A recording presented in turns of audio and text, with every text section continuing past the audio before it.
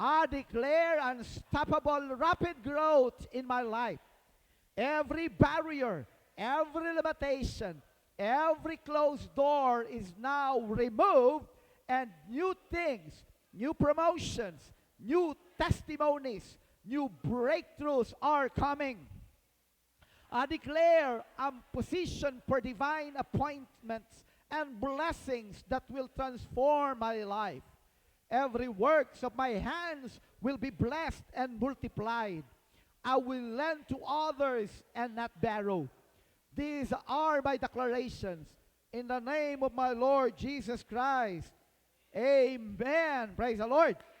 Sabihan mo ang iyong katabi, pabanal ka ng pabanal, payaman ka ng payaman, pa-level up ka ng pa-level up.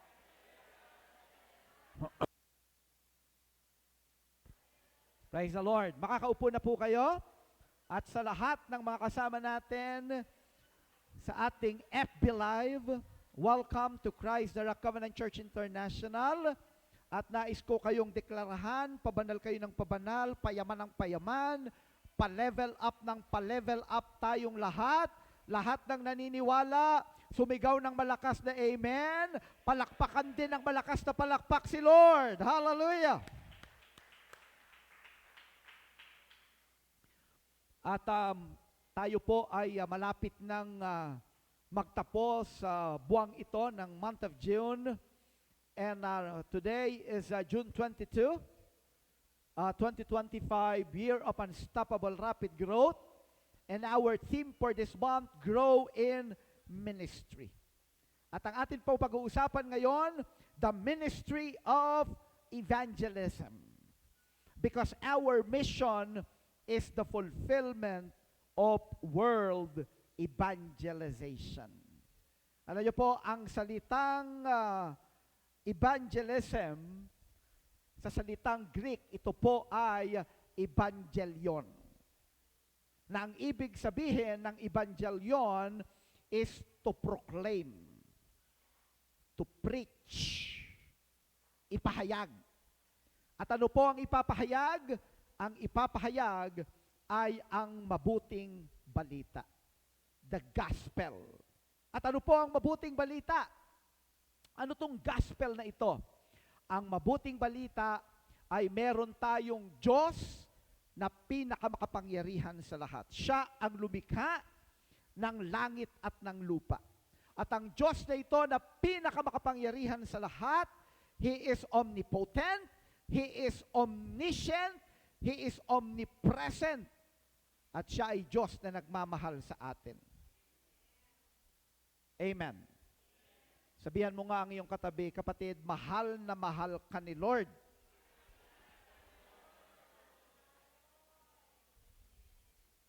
Kaya nga lamang po, ang tao ay nagkasala. Maganda ang plano ng Diyos, nilikha niya ang unang mga tao, si Adan, si Eva, nilagay niya sa paraiso, maganda ang plano ni Lord. Kaya lang ang tao ay tumalikod sa Diyos, sumuway sa utos ng Diyos.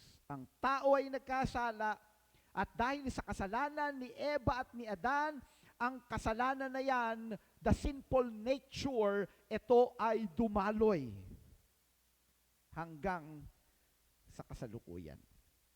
Kaya ang tao ay nagkakasala.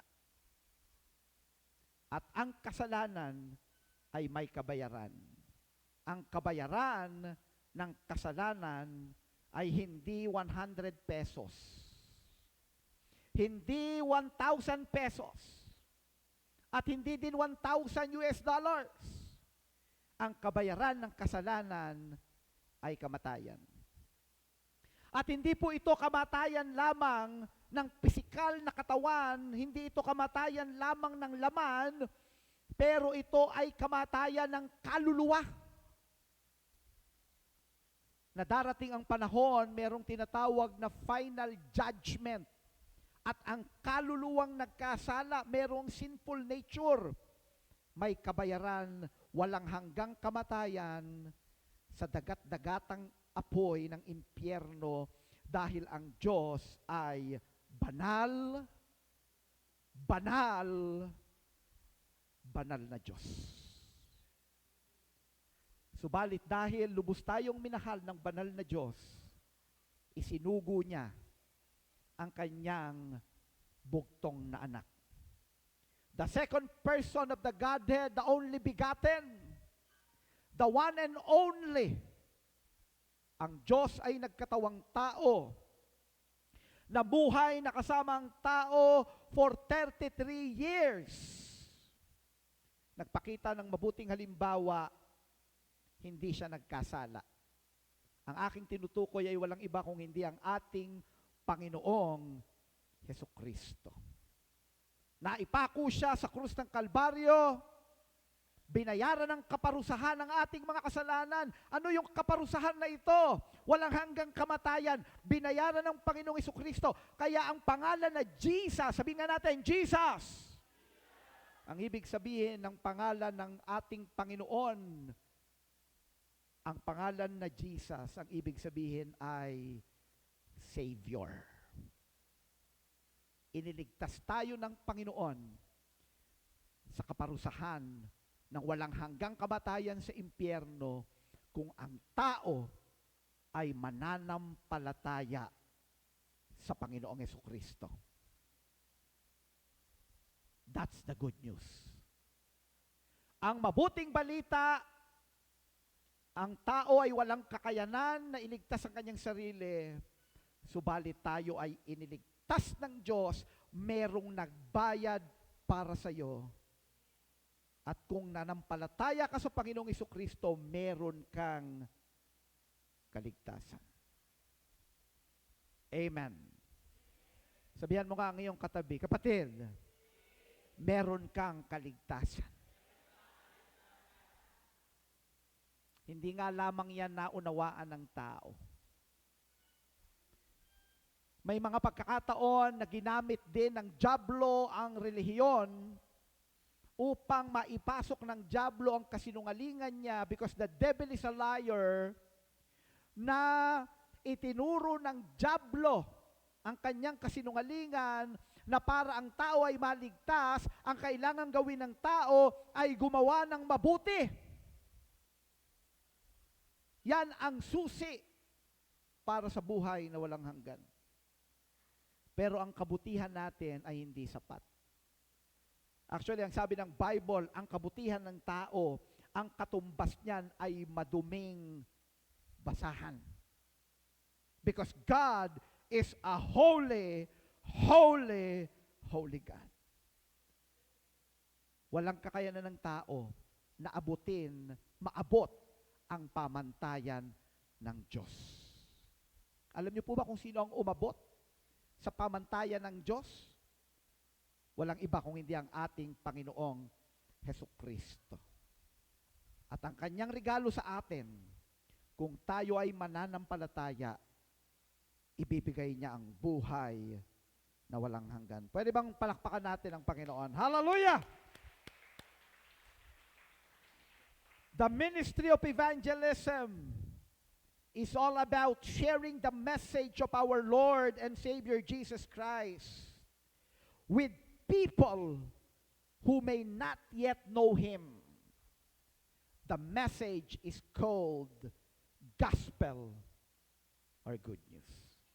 At nawa sa umaga pong ito ay nagkaroon tayo ng mas malinaw na kaunawaan kung ano ang mabuting balita.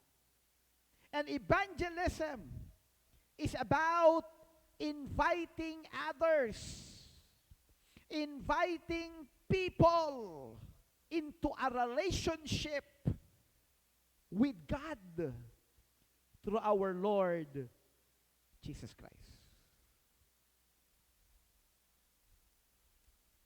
Ang mabuting balita, pakinggan niyo po ako at sa mga kasama natin ngayon sa online, ang mabuting balita ay hindi nagiging mabuting balita kung walang magbabalita.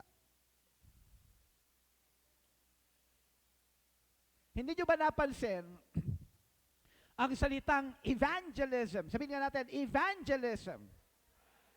One more, evangelism. Hindi nyo ba napansin na ang salitang evangelism ay nakapaloob sa salitang evangelism ang salitang angel? Bakit? Ano ba ang angel? Sabihan mo nga ang iyong katabi, kapatid. Hindi, yung kausapin mo talaga, buong puso. Sabihin mo, kapatid, mukha kang angel.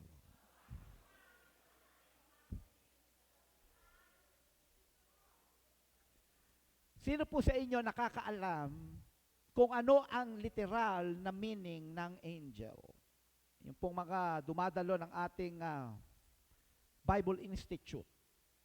Alam na alam po nila yan. Pero kung na-miss nyo yung meaning ng angel, itanong nyo kay Ann Barco. At sasabihin niya sa inyo ang ibig sabihin ng literal na kahulugan ng salitang angel.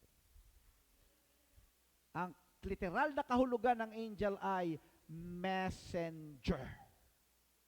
Messenger. Kaya ang evangelism, nagiging evangelism siya kapag ka merong messenger ng message. Tama po ba? Kaya si Apostle Paul sa Romans chapter 1 verse 16 to 17, ang sabi niya, I am not ashamed of the gospel. Dapat ang messenger hindi nahihiya. Dapat ang messenger hindi natatakot. Dapat ang messenger na paglalabanan ng isang mensahero ang hiya at takot, pag-aalinlangan. Sino po dito nais kang gamitin ni Lord as His messenger? Tatandaan nyo po, pinag-uusapan natin the ministry of evangelism. If you are a child of God, if you are a believer, a Christian, then you are a messenger. Hindi po pwedeng ang isang tao ay Kristiyano pero hindi siya mensahero ng Panginoon. The fact that you are still alive, nais ka pang gamitin ni Lord sa mundong ito. Ang nais ng Panginoon, maging messenger kanya ng good news.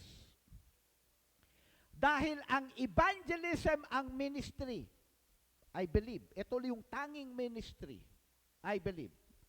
Maaring may mga pwede ako ma-overlook, but I believe na ang ministry of evangelism ay pangdito lang sa lupa. Hindi ka na makakapag-ministry ng evangelism sa future eternity. Kaya nga, dito pa lang, gawin na natin yung pinagagawa sa atin ni Lord. Amen? Kasi kung ang plano lang ni Lord sa buhay mo ay mapaayos, maging maganda, maging mapayapa, maging maunlad, maging abundant, kung yan lang ang plano ng Panginoon, kukunin ka na ni Lord dito sa mundo. Kasi lahat yan ay pwede mong maranasan sa kanyang presensya sa future eternity sa heaven. Pero ikaw ay buhay pa ngayon, dumaan ang pandemic, napakaraming binawian ng buhay, pero ikaw, buhay ka hanggang ngayon, ang ibig sabihin, meron ka pang misyon. Amen! Tinatanggap nyo ba yan sa inyong puso? At ipakita natin kay Lord na ginagawa natin. We are very much willing na gawin yung ating misyon, na masaya tayo na tayo ay buhay at pwedeng gamitin ng Panginoon. Amen! Kasi pag nakita ni Lord na itong anak ko na ito, hindi na niya ginagawa ang kanyang misyon. Mas mabuti pang kuhanin na ni Lord at mapunta na sa future eternity. Dahil ang kamatayan ng ating katawang lupa, ito ay pansamantala lang.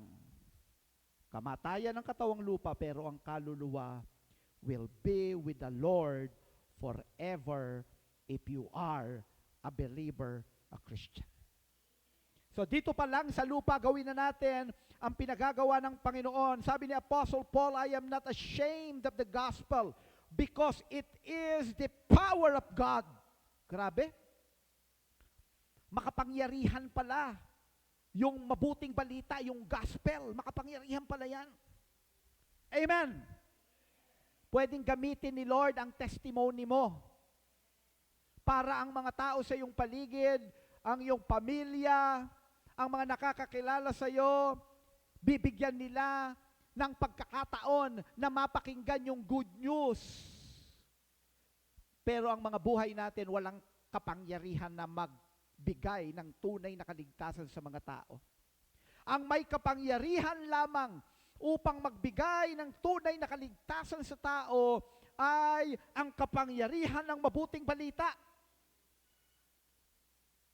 na dala-dala ng ating Panginoong Hesukristo. For I am not ashamed of the gospel because it is the power of God that brings salvation to everyone who believes. First for the Jew, then for the Gentile. Tayo, ang mga hintil, non-Jews. For in the gospel, the righteousness of God is revealed. A righteousness that is by faith from first to last. Just as it is written, the righteous shall live by faith. Kaya nga napakahalaga sa pinag-uusapan natin na kaligtasan, napakahalaga ng pananampalataya. We share the gospel to people so that people will repent, so that people will believe, so that people will put their trust, will place their trust in our Lord Jesus Christ. Not in religion, not in their good works. Walang magagawa ang ating mabubuting mga gawa sa Diyos, ang ating relihiyon.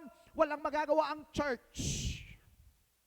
Ang nagligtas sa atin ay ang ating Panginoong Hesukristo. Pwede bang sabihin natin, thank you Lord Jesus. Dapat ang puso ng bawat anak ng Diyos win the lost at all cost. Gagamitin natin ang lahat ng kakayanan natin, ang nalalabing mga panahon natin, ang nalalabing oras natin, ang mga resources natin. Saan? Sa katuparan ng world evangelization. Amen. Let us win the lost at all cost. Evangelism is not merely an activity confined on Sundays or reserved for a select few. Hindi ito panglinggo lang. Hindi ito para lang sa iilan. Ito ay para sa lahat ng Kristiyano. At ikaw ay Kristiyano hindi dahil sa relihiyon. Ikaw ay Kristiyano dahil ikaw ay nanampalataya sa Panginoong Hesukristo. Kaya nga ang sabi ng sinulat ni Apostol Pablo sa Ephesians chapter 2 verse 8 to 9, for it is by grace you have been saved through faith. It is not from yourselves. It is the gift of God.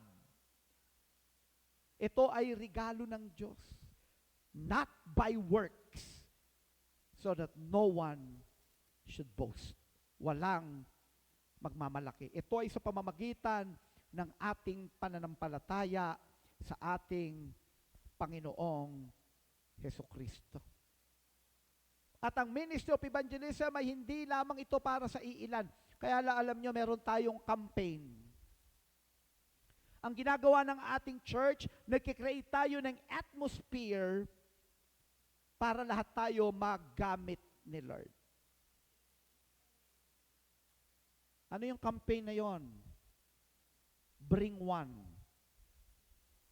win one. Tanungin mo nga yung katabi mo, kapatid? Sige, tanungin mo siya, kapatid, may nadala ka na bang tao kay Lord? Siyempre, unahin natin ang mga pamilya natin, ang mga mahal natin sa buhay. Amen? Sino dito ang puso mo? Papayag ka ba na meron kang kapamilya, na meron kang mahal sa buhay, na one day, hinahanap mo sa langit, wala doon. At nakasalubon mo si Archangel Michael. Nakilala mo. Makisig na nandun sa heaven. Kung may katabi kang lalaki, parang ganyan, makisig. At nung tinanong mo si Archangel Michael, matanong na nga po, kilala niyo po ba yung pangalan na ganito? Kapatid ko po yan. Hinahanap ko po dito, di ko makita.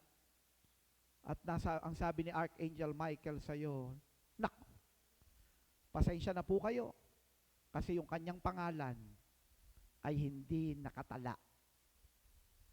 sa aklat ng buhay. Sa mga pagkakataon na yon, wala ka nang magagawa. Magmakaawa ka man, wala ka nang magagawa. At yung kanyang kaluluwa ay nandoon na sa dagat-dagatang apoy sa impyerno. Ang sintensya, hindi 3 buwan. Ang sintensya, hindi 1 taon. Hindi 10 taon. Walang katapusan.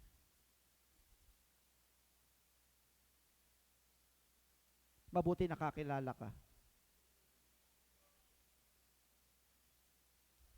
Kung ikaw sa oras na ito, hindi ka ba nakakakilala sa Panginoon, gugustuhin mo ba, kung ikaw sa ngayon, hindi ka pa nakakakilala kay Lord, gugustuhin mo ba na merong nananalangin para sa iyo?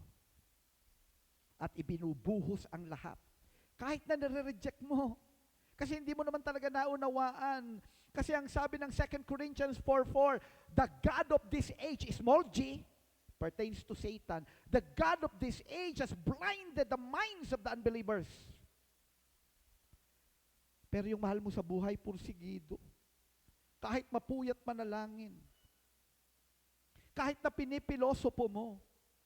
Kahit nire-reject mo ng paulit-ulit, patuloy pa rin siyang nananalangin, ibinabahagi sa iyo ang mabuting balita, patuloy kang iniimbitahan sa gawain. Kung ikaw ngayon, mabuti na lang, may nanalangin para sa iyo, may nagbahagi ng mabuting balita sa iyo, dapat tayo din ganon sa mga mahal natin sa buhay. Amen.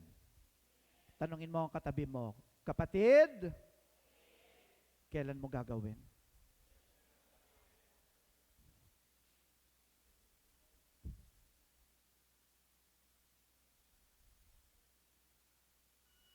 Kasi ang buhay natin dito sa mundo, wala tayong kasiguraduhan kung hanggang kailan.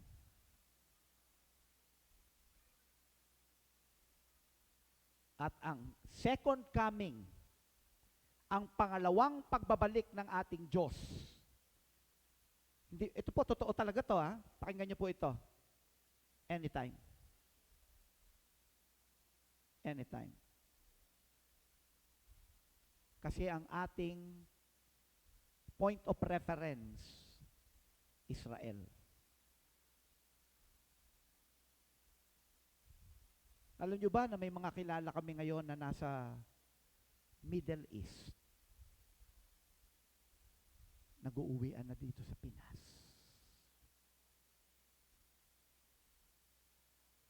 May mga gumagawa na daw ngayon ng mga bunkers Kasi may ine-expect silang something big. Something big.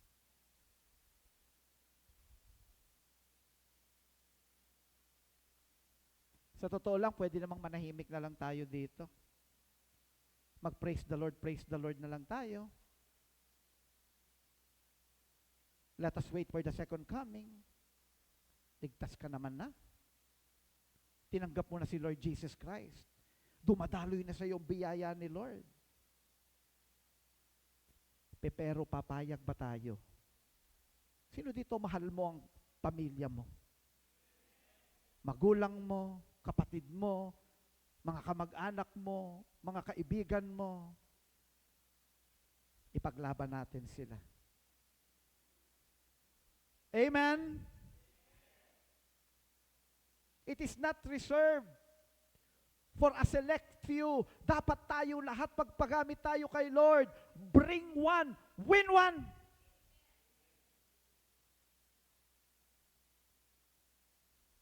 Dapat pinapanalangin talaga natin. Yung bang, alam mong may nangyayari, alam mo anytime, something big will happen. Kaya yung panalangin mo iba. What if? What if lang? What if? Next Sunday is the last Sunday. What if? At meron kang chance for the salvation of your loved ones.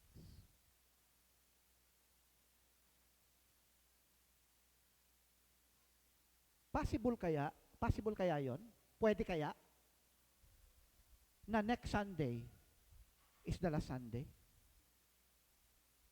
Knowing what is happening right now, yung signs of the end of the age na nakikita natin, na ang sabi ng Biblia, kapag ka daw ikaw ay lumabas ng bahay at tumingala ka at tinignan mo ang sky, ma-idea ka, maya-maya uulan. Kasi nakikita ko, ramdam ko, nakikita ko yung pagbabago. At tayo binigyan ni Lord ng wisdom. Huwag tayong distract sa enemy. Na yung ang jablo maglalagay, hindi pa yan. Tagal-tagal na niyang naghihintay ng ganyan, wala pa. Kaya nga ang sabi ng Bible, sa muling pagbabalik ng Panginoong Jesucristo, ang mga tao nagsiselebrate, dead ma lang, baliwala sa kanila, pero nandyan na ang mga signs. Pero ang mga anak ng Diyos, na lumalakad sa discernment. Pinibigyan tayo ng Panginoon ng kaunawaan to read the seasons. Amen.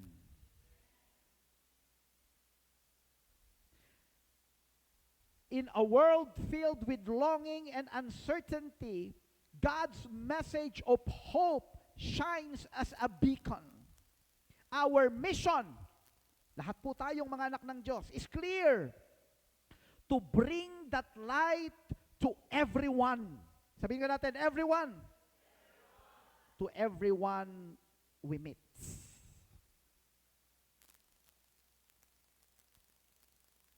Pero syempre, unahin natin ang pamilya natin. Amen. Pag may opportunity yung iba, share the gospel to them. Invite them. Pero huwag kang papayag, huwag kang magsasawa sa iyong pamilya upang makita nila yung liwanag. Amen. Matthew chapter 4 verse 15 and 16. Ito yung yung hula sa Messiah. Binanggit sa book of Matthew. Sabi dito, land of Zebulun and land of Naphtali, the way to the sea, beyond the Jordan, Galilee of the Gentiles. The people living in darkness has seen a great light. On those living in the land of the shadow of death, a light has dawned. Ayan po ay galing sa book of Isaiah, chapter 9, verse 1 to 2. Hula yan sa Mesaya. Pag dumating ang Mesaya, ang mga tao makakakita na ng liwanag. Ang mga kaluluwa makakakita na ng liwanag. Lagyan man ang dyablo ng dilim, may mga gagamitin si Lord na magdadala ng liwanag. You are the light of the world. You are the salt of the earth. Tayo ang gagamitin ng Panginoon. Sabihan mo ang iyong katabi, kapatid, gagamitin ka ni Lord. Pero dapat tayo, meron tunay na kaligtasan. Si Lord Jesus Christ talaga ang ating Panginoon at tanging tagapagligtas. Then, gagamitin tayo ng Panginoon. Magpagamit tayo kay Lord. Sabihan mo ang iyong katabi, magpagamit tayo kay Lord. At yan, ipagpe-pray natin sa umagang ito. We will be praying that the Lord will really use us. And I want you to treat next Sunday as if it is our last Sunday.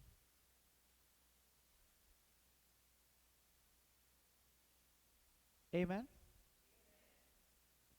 Meron ba kayong ganong karanasan na merong tao, hindi mo pa naipahayag sa kanya. Mahal mo siya, pero hindi mo naipahayag kung gaano mo siya kamahal. Kapamilya mo. Kasi feeling mo marami pang panahon. And then nagkahiwalay kayo, and then you receive a bad news. Binawian na ng buhay. Kasi nga, ang bilang ng ating buhay dito sa mundo ay wala tayong kasiguraduhan. Si Lord lang ang nakakaalam. Amen? So let us proceed. Let us talk about the ministry of evangelism. Number 1, the call to evangelism. Meron tayong panawagan. Hearing and responding. Kasi may panawagan eh. May tumatawag ang ibig sabihin. Sinong tumatawag? Si Lord. Dapat, handa tayong makinig na tinatawag tayo ni Lord. At hindi lang tayo nakikinig, tutugon tayo. Amen. Sino dito naniniwala sa umagang ito, kaya ka nandito ngayon, gusto ni Lord marinig mo? Kasi possible na naririnig mo na, pero hindi mo naririnig. Dahil sa mga distraction sa paligid mo, naririnig mo, pero hindi mo talaga naririnig. But this morning, nais ng Panginoon tanggalin lahat ng distraction at marinig mo talaga na tinatawag ka ni Lord at handa ka bang tumugon.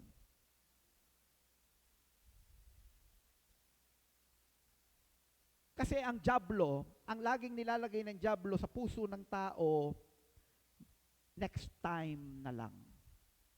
That is very powerful. Na pangdaraya ng dyablo. Si Parao, nung panahon ni Moises, ayaw niyang palayain ang mga Israelita na alipin ng Egypt. Ang sabi ng Panginoon kay Moises, Moises, gagamitin kita to deliver my people. Sabihin mo kay Parao, palayain ang mga alipin na mga Israelita, nais kong sumamba sila sa akin. Ayaw ni Parao. Alam niyo, ang isang ginawa ng Diyos, nagpakita siya ng himala. Nagpadala ang Panginoon sa Egypt ng napakaraming mga palaka. Napuno ng palaka ang Egypt. Kahit saan ka lumingon, makakakita ka ng palaka. Sa Nile River, sa lansangan, sa kalsada, sa bukid, hanggang sa palasyo. Punong-puno ng mga palaka. At nung pinag-aaralan ko to, hindi ito mga ordinaryong palaka. As in, malalaking mga palaka. Ang ginawa ni Parao, pinatawag si Moises. Tawagin nyo na nga yan. Palalayain ko ng mga Israelita. Kinausap niya si Moises.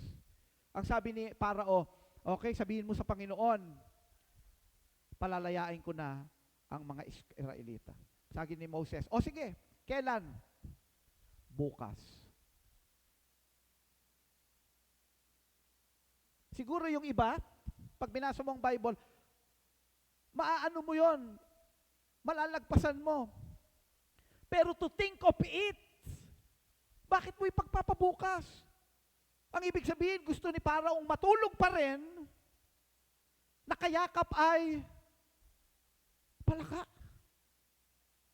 Papayag ka pa rin na yung mga palaka sa palasyo, magdamag nandun pa rin. Alam nyo ba na hindi lamang malansa yung amoy ng palaka, maingay pa yan. Sino dito nakarinig ng mga palaka pag tag-ulan? Nung bata ako, tinatanong ko yun, ano yung maingay? Elepante po ba yun? Sabi sa akin ng mga magulang, hindi palaka yun. Eh bakit po ka? Oh. Kasi sabay-sabay sila. Ang galing naman ng palaka. Isipin ninyo, iilang palaka lang yun. Pero yung mga palaka sa Egypt, napakadami nila, maingay na maingay yun. Baka hindi na makatulog yung mga Egyptians, pero sabi ni Parao, bukas. Isa sa strategy ng devil, maglagay ng spirit of delay. Wag muna ngayon. Siguro, Daddy Bishop, 2026. Gagawin ko lahat ng kaya kong gawin para mawin ko ang family ko. Procrastination. Strategy yan ng devil. Kasi ang totoo, baka wala nang bukas. Because when we are talking about salvation, now is the time of salvation. We must be willing to hear from God, and that's the calling of God, the calling of evangelism. Hindi tayo inuutusan ng Panginoon. Next year, inuutusan tayo ngayon. Ngayon ang Panginoon, ipanalangin mo sila. Share the gospel. Invite them. Hindi nga natin pinag-uusapan na just invite them. Share to them the gospel. Parang yung ginagawa natin dito sa Christ the Rock, ano lang ito? Reinforcement. Yung ating unstoppable harvest, reinforcement lang to. We want to work together. But you, as a believer, you have the responsibility. You are God's messenger to share the gospel. Ang kailangan mo, anointing. I want you to receive this. You are already anointed by God. Minsan, yung mga mahal mo sa buhay, pag nag-share ka sa kanila, i-reject nila yan. Pero may naitanim dyan. Dahil ang mga salita ng Diyos na lumabas sa kanyang bibig, hindi papayag si Lord na yan ay babalik na hindi na-accomplish ang kanyang purpose. May nangyari. May nangyayari. Amen? Amen? Evangelism begins with hearing the call of God in our lives, in our own lives. And its core, the ministry of evangelism is a response to God's love. A love so powerful and transformative that it compels us to share it with others. Na na-realize mo yung pag-ibig ng Diyos na hindi ka papayag na hindi mo ito maibahagi sa iba. Ito yung nagdadrive sa panawagan ng Diyos sa iyo. As followers of our Lord Jesus Christ, we are commissioned not just to believe, but also to witness. Tingnan niyo po ako. Kung hindi natin gagawin ang pinagagawa, ang calling ni Lord sa atin bilang mga messenger, mapapahamak ang mga mahal natin sa buhay. But one day, tayo naman ang haharap kay God. Bakit? Kasi hindi natin ginawa ang pinagagawa niya. Maaring naligtas ka, but you will be accountable to God. Sa totoo lang po, nakakatakot yun. Sino dito yung alam mong nagkamali ka at haharap ka sa magulang mo?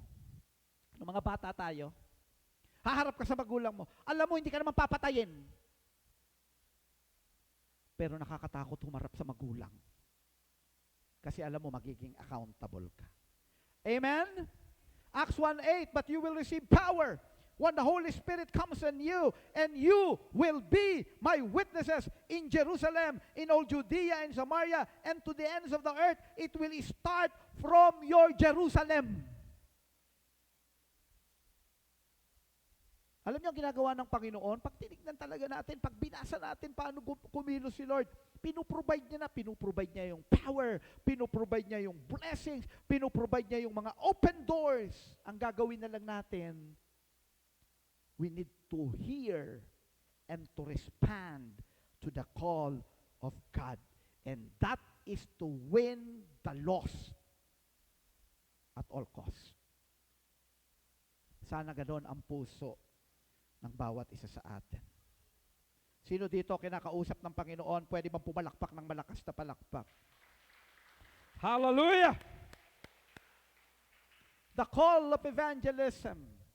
Number 2, the core of evangelism. The heart of the message.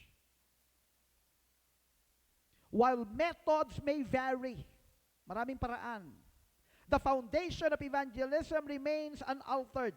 It is not the arsenals of tracts, multimedia presentations, or novel approaches that determines efficacy, but rather the authenticity of the message.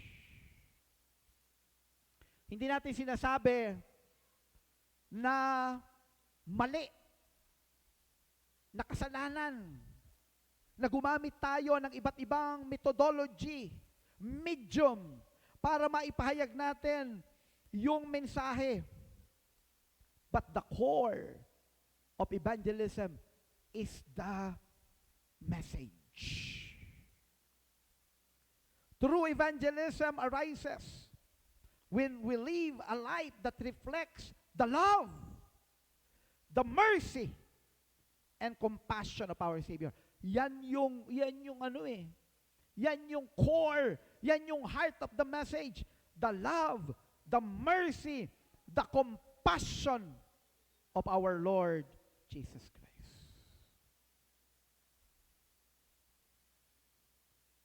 The message is not about condemnation. The message of the gospel, pakinggan niyo po ito, evangelism is not all about who is right and who is wrong. Yun ang nakakalungkot pag tinitignan natin ang maraming mga evangelism. Parang, sino ba tama? Mali kayo, tama ako. O, debate tayo. It is not the core.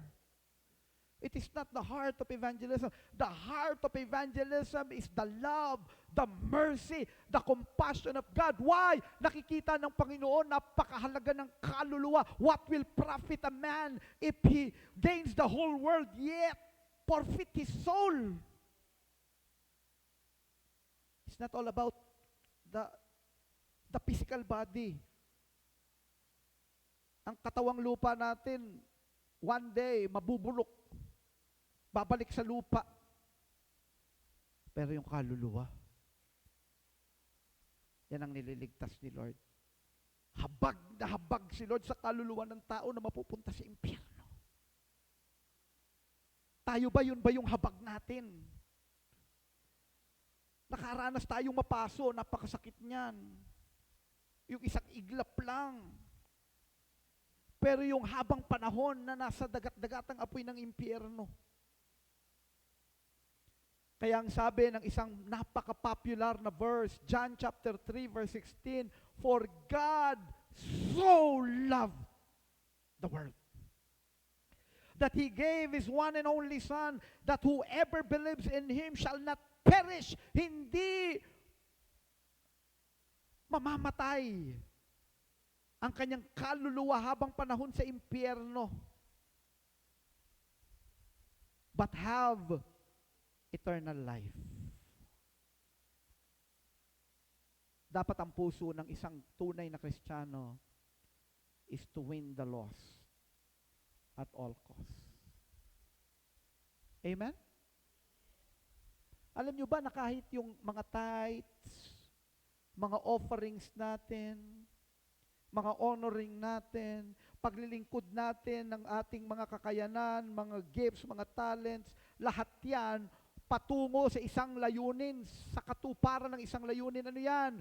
The fulfillment of world evangelization. Ang nais natin makita ang kaligtasan ng mga kaluluwa. Bakit hanggat maaari gusto natin presentable yung place of worship natin? Gumagastos tayo dito.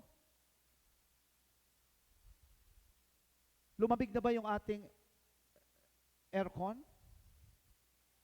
Ay kakapalinis lang natin. Nung pinalinis natin yan, hindi tayo nag-TY. Doon sa thank you Mabuti na lang nilinis nyo. Church kasi kami. Nagbayad po tayo. Kung gusto nais nyong malaman, yung operation natin, kung anong mga expenses ng ating church, puntahan nyo si Ann Barco. Pagdating sa Bible si Ann Barco. Pagdating siya pa rin. Nais natin, gamitin tayong lahat ng Panginoon. Amen? Number 3, the commission of evangelism. May mga practical steps na pwede tayong gawin daily. Why?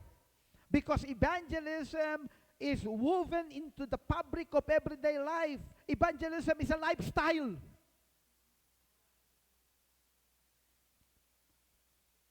Pero po ay pagtatapat sa inyo. Ang unstoppable harvest ay hindi talaga para tuwing last Sunday of the month.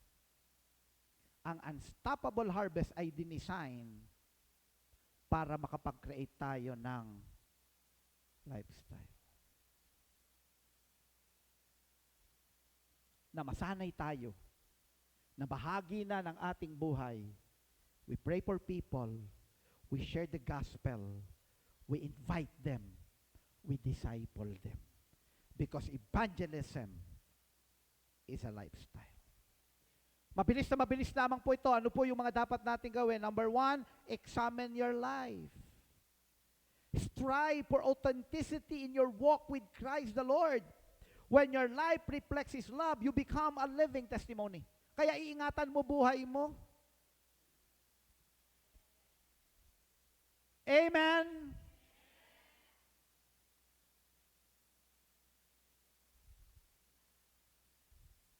Lalo na pag ginagamit ka na ni Lord. Kasi yung mga tao titingin na sa'yo.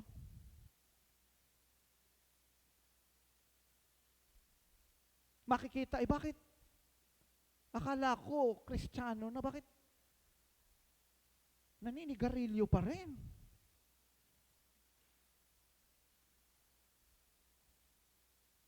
Naalala ko noon, merong isang leader ng church. Pastor pa naman. Abay, nakipag-inuman pa doon sa mga kamag-anak. Paano mawiwin? Hindi makakapagligtas ang buhay natin. Ang makapagliligtas ay yung gospel. Pero hindi natin sila mabibigyan ng pagkakataon to hear, to listen to the gospel. Why? Kasi buhay pa lang natin, backslide na sila. Hindi pa nakakakilala. Backslide na. Number 2, build genuine relationships. Listen attentively and engage emphatically. Real connection paves the way for conversations about faith. Makikinig sila pag alam nila concerned talaga tayo. Paano nila malalaman? Kahit hindi ka nagsishare, you express your love. Walang iba sa politiko. Pag malapit ang eleksyon, parang mahal na mahal ka. Pero pag natapos na eleksyon, hindi ka nakilala. Hindi genuine. Pero may nakita ba kayong politiko, bago siya nag-join sa politik, naglilingkod na. Tapos nung natalo, naglilingkod pa rin kasi genuine yung malasakit sa tao. Amen. Ganon din sa ating pagbabahagi ng mabuting, we love people. We share to them the gospel. At dapat makapag-create tayo ng genuine relationship. Number 3, embrace the role of a disciple. Kailangan tanggapin mo talaga may calling ka. You are an evangelist, you are a disciple, you are a disciple maker. Continually nurture your understanding of God's Word so that you can share not just facts or methods but the very heart of the gospel. Kaya pag may mga trainings, dumalo tayo. Gagamitin niya ng Panginoon para mas mag-level up ka. Amen? Number 4, utilize your gifts. Whether you're articulate, creative, or compassionate, use your God-given talents to reach out to others. Iba-iba. May magaling magsalita. Yung public speaking, talking to people, walang masyadong effort. Parang pag narinig mo si Joey, articulate. Pero may mga tao hindi masalita. Pero mararamdaman mo yung pag-ibig. Iba-iba. Kung ano meron tayo, binigay ni Lord, gamitin natin lahat yan. Amen. Kaya nga ako naniniwala ako maraming nandito ngayon. Payayamanin kayo ni Lord kasi gagamitin ni Lord ang yaman mo para magdala ng tao sa kanyang kaharian. Amen. Kaya lang kailangan ngayon pa lang maging matapat na tayo kay Lord. Lahat ng naniniwala, gagamitin ka ni Lord, gagawin kang successful businessman or businesswoman, pwedeng pumalakpak ng may pananampalataya. Hallelujah! Number 5, be Spirit-led. Kaya kinakailangan talaga everyday we pray, everyday we read the Bible. Kinakailangan maging sensitive tayo. Pray earnestly for guidance. The Sovereign Holy Spirit will guide you. The Holy Spirit empowers us to speak truth in love, even when words might not fall on our own. Minsan hindi mo na alam. Sino dito natatakot ka, minsan, pag mag-share ka ng gospel, paano kung tanungin ako? Hindi ko naman alam lahat ng sagot. If you are led by the Spirit of God, the Sovereign Holy Spirit will put the words in your mouth. Na hindi kinakailangang banggain mo yung doktrina ng doktrina. May mga pagkakataon na tama 'yon. Pero may mga pagkakataon na kailangan mo lang ay iparamdam sa tao yung pagmamahal o iparanas ang kapangyarihan ng Panginoon. We need to win the lost at all cost. Pinakahuli, number 4, the conquest of evangelism. Evangelism isn't about forcing a message or imposing beliefs. It's about opening doors to life-changing encounters with the Lord Jesus Christ. The people will not just receive the irresistible truth of the gospel, but will experience the demonstration of God's supernatural power. Kaya nandyan ang ministry of healing, nandyan ang ministry of deliverance, nandyan ang ministry of the supernatural. They cannot stand by their own. Hindi pwedeng ang isang church, hindi, tinawag talaga kami sa deliverance, hindi, tinawag kami sa healing. Lahat tayo tinawag for soul winning. Kaya nakaback up sa atin ang supernatural. Kaya si Lord magpapagaling ng tao, magpapalaya ng tao. Kaya ka binaback upan ni Lord ng kapangyarihan niya. Kaya pag sinabi mo sa demonyo, tumahimik ka. Tumatahimik. Pag sinabi mo, ginagapos kita, nagagapos. Pipigilan mo lang matawa, Sister Jane.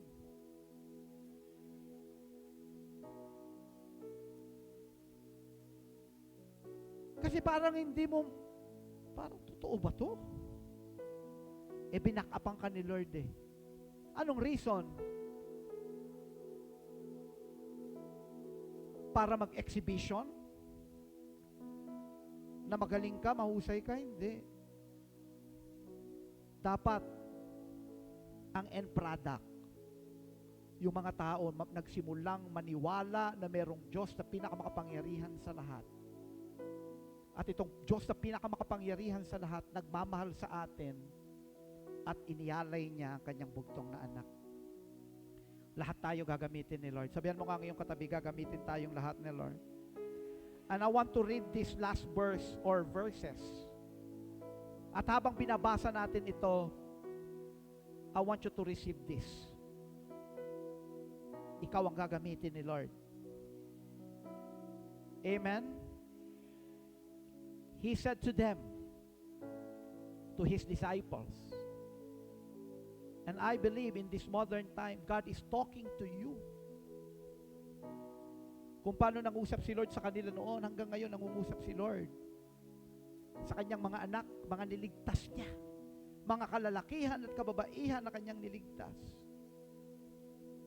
Go into all the world. But you will start in your Jerusalem, and then your Judea, then your Samaria, then ends of the earth. Go into all the world and preach the gospel to all creation. Whoever believes and is baptized will be saved, but whoever does not believe will be condemned. And these signs will accompany those who believe. In my name, they will drive out demons. They will speak in new tongues. They will pick up snakes with their hands. And when they drink deadly poison, it will not hurt them at all. They will place their hands on sick people and they will get well. After the Lord Jesus had spoken to them, He was taken up into heaven and sat at the right hand of God. Napagtagumpayan na ng Panginoong Jesucristo ang lahat. And look at this. Then the disciples went out. Sumunod sila. Tumugod sila sa panawagan ng Diyos. Then the disciples went out and preached everywhere. And the Lord worked with them and confirmed His words by the signs that accompanied it. Ang mga signs and wonders, ang mga supernaturals, healing, deliverance, and even one day the Lord will use you to raise the dead. The Lord will use us to raise the dead. Lahat yan ay gagamitin ng Panginoon, naka-back up para sa ministry, the ministry of evangelism, to win the lost at all cost. Sa palagay nyo ng puso ni Lord, yung pinakamatinding pwedeng trade para sa kaligtasan ng kaluluwa, ikaw anong pwede mong i-trade? Si Lord yung very best. Yun yung kanyang inialay, ang kanyang bugtong na anak. The second person of the Godhead. Sabi nga ng isang awitin, the darling of heaven. He was crucified for you. Close your eyes.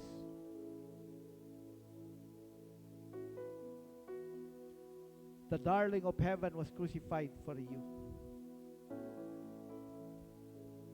and not just for you. Ang nais ng Panginoon, abutin mo ang mga mahal mo sa buhay. At meron siyang pangako, Acts 16:31. Believe in the Lord Jesus. You will be saved. You and your entire household. Before we end this message, pwede mo bang ipanalangin ngayon ang iyong mga mahal sa buhay? Na alam mo, wala pang pagkakilala kay Lord Jesus Christ. Na kung sa pagkakataong ito, ngayon mismo, ngayon, babalik na ang Panginoong Jesucristo. At tayong lahat ay haharap sa Kanya. Alam mo na kung ngayon mangyayari ito, hindi matatagpuan ang mga pangalan ng mga mahal mo sa buhay sa aklat ng buhay. Ipanalangin mo sila. Walang ibang makipaglalaban para sa kanila kung hindi ikaw na nakakilala na. And God is listening to your prayer. And God is even honoring your tears. Your tears are precious to God.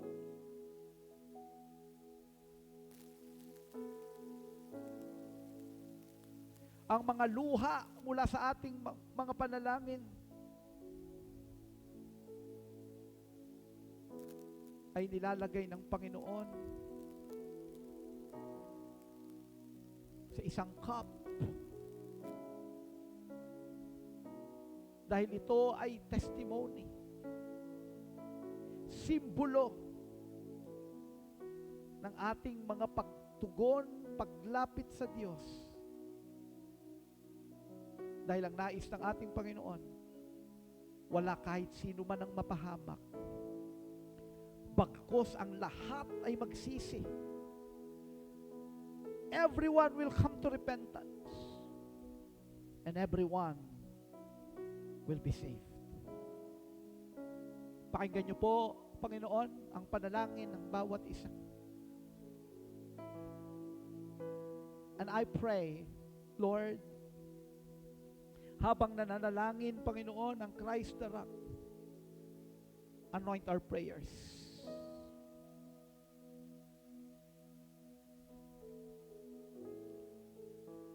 Na kung hindi ka pa